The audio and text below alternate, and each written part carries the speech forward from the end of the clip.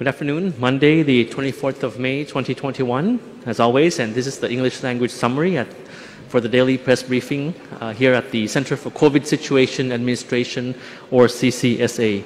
So first of all, thank you to Dr. Pisamai, as always, for the Thai language briefing.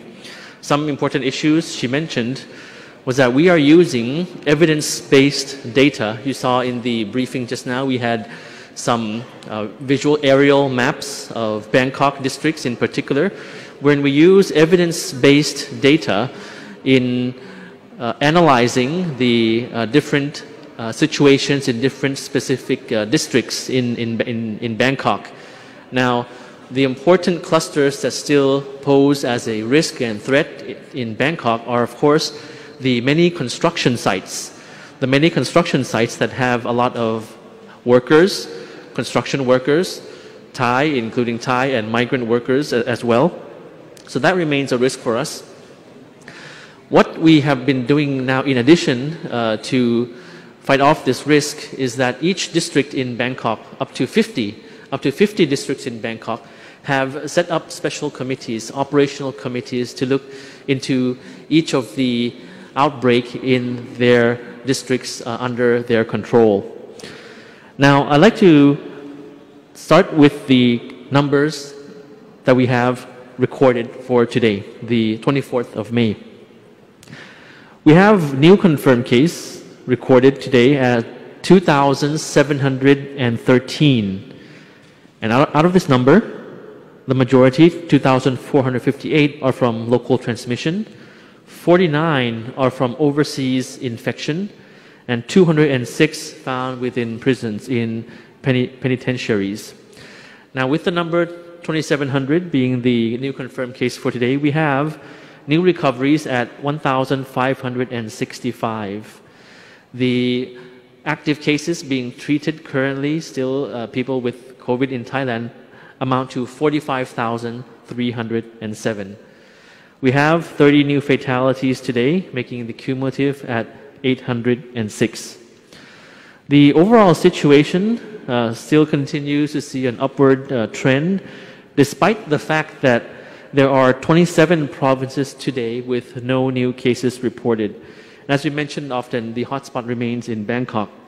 Existing clusters, mostly in penitentiary facilities, factories, surrounding settlements, all of which have been put under the bubble and seal and area quarantine measures. Workers, construction workers, their movements in areas under quarantine measure continue to be restricted. And active case finding and contact tracing have been intensified nationwide so as to stem the spread of the outbreak. Now, Dr. Pisamai, in her Q&A session, talked about the one issue which is of interest, of concern, perhaps to the English language community, which is about the examinations in the international schools in Thailand. Now, this has been confirmed by the Permanent Secretary of the Ministry of Education, Mr. Supat Jampatong, reaffirmed that the CCSA has already approved the Ministry of Education's request to hold the GED, the SAT, and the A-level examinations and other types of examinations for international school students currently studying in Thailand. This has been approved since the end of April. Now, as a result, these exams can and will be held as per normal for this calendar year, with the necessary public health measures, of course, and related procedures and protocol in place. Those taking the exams are encouraged to strictly follow social distancing and public health measures for their own safety. Now, of course, the Education Ministry will be looking into this so that all the concerned schools, related schools, will be on the same page, and this will be implemented accordingly.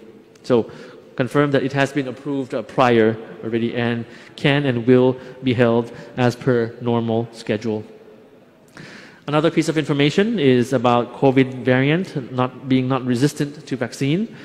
Now, the Department of Disease Control has explained that the COVID strain, which has been detected found in India, has been found among workers at a construction camp in Bangkok's Laksi area, as you may have learned from the news already, that it is not resistant to AstraZeneca vaccine.